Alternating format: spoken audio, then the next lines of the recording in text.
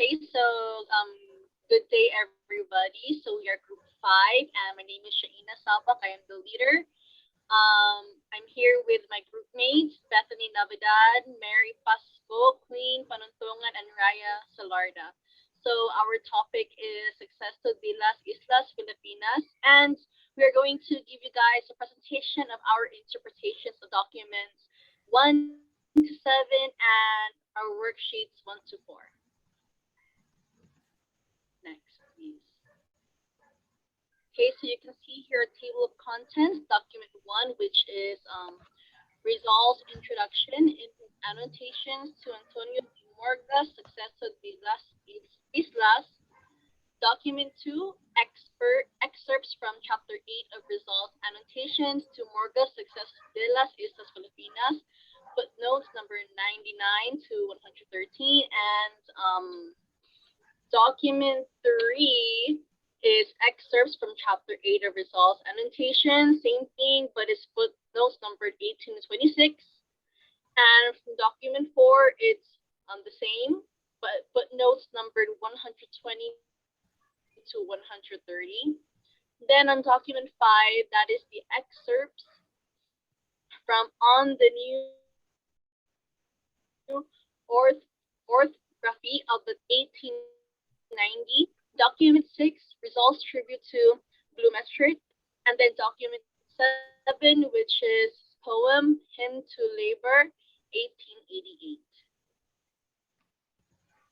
Next, please. And then here we are presenting our worksheets, which is the first one is compare and contrast. Second one is the essay.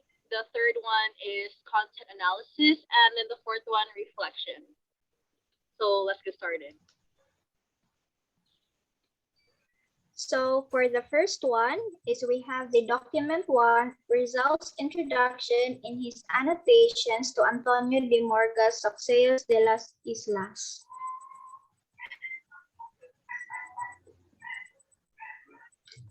In the Noli Me Tangere 1, I began the sketch of the present state of our native land, born and reared in the ignorance of our yesterday,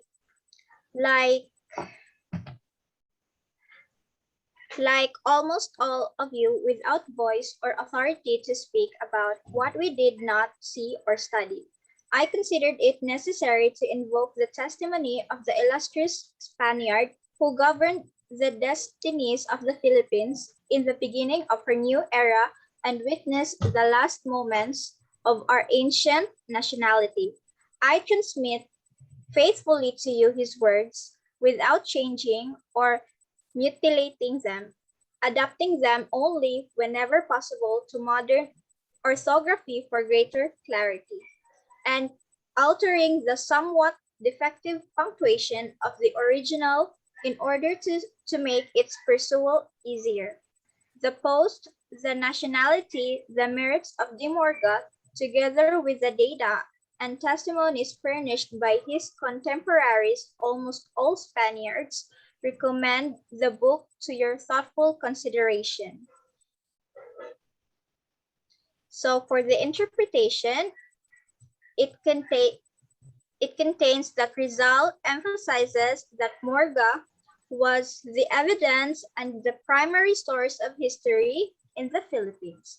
Rizal argued that Filipinos before has their own culture and did not require a new religion or civilization from Spain.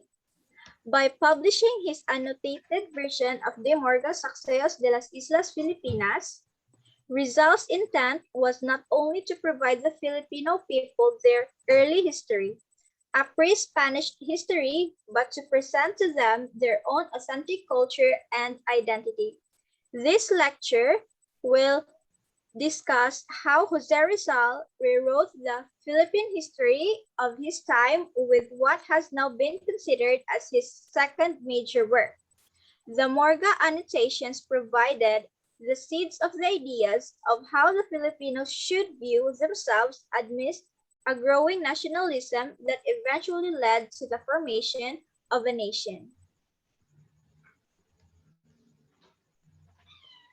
So for document 2, These are the excerpts from chapter 8 of Rizal's Annotations to Morga Suceso de las Islas Filipinas.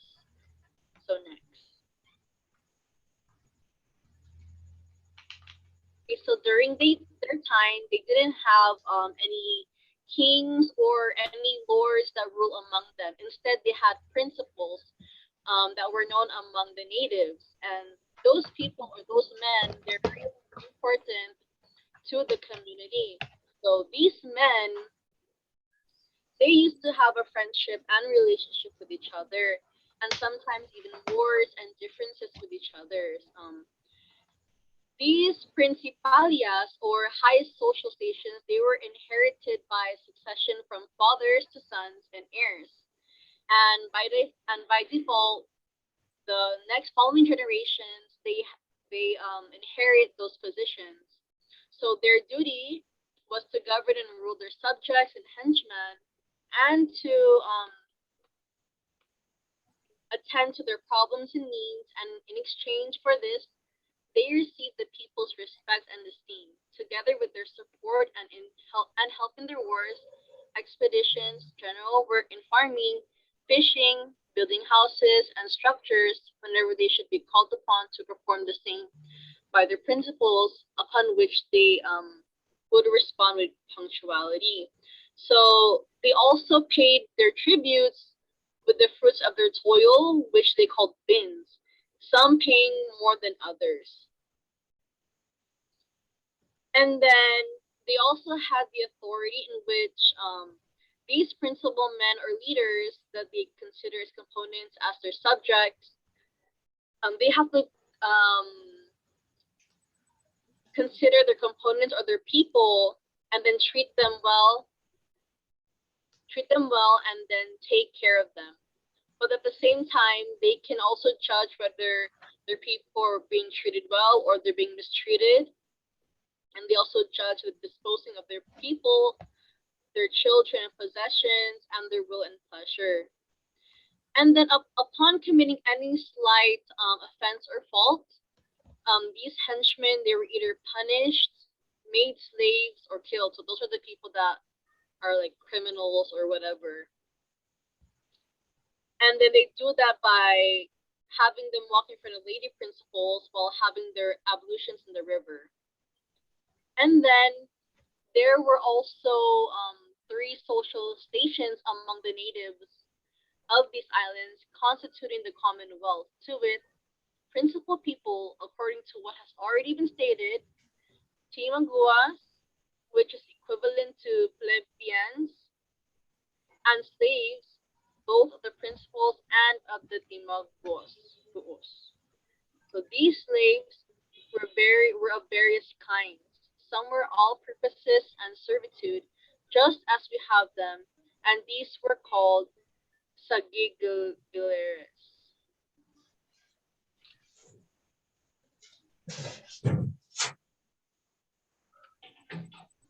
Okay, so Rizal's annotation. So Dr. Antonio de Morgas, Suceso de las Islas Filipinas, Chapter 8. So that gives us a glimpse of how our forefathers lived before the Spaniards arrived. So the friars' rigorous Christianization had not really eradicated the Indios, tiempo de gentilidad, or heathendom.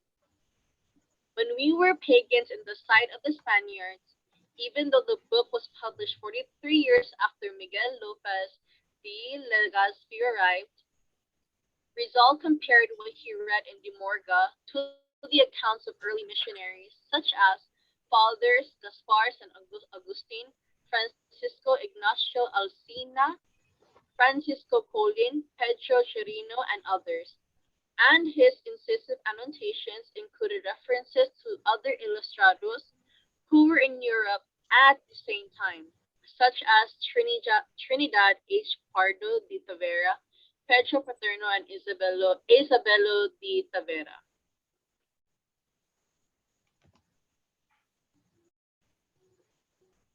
So in these islands, Morga said there were no kings or lords. So that was what I mentioned earlier. So that's what it talks about the principles, and then how they had no kings nor or lords that were governing them.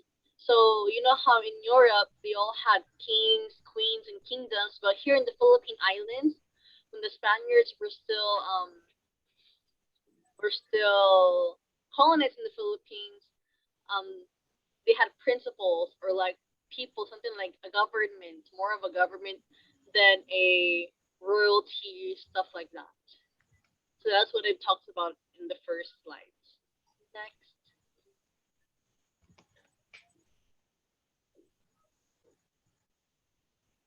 So in today's world, Rizal said that one must travel to Manila to have a provincial bridge repaired. So like months and years pass, and when the decree granting authorization to restore the bridge finally arrives, there is nothing left to fix. So this is the time that this is in today's world where his words are being brought up to now.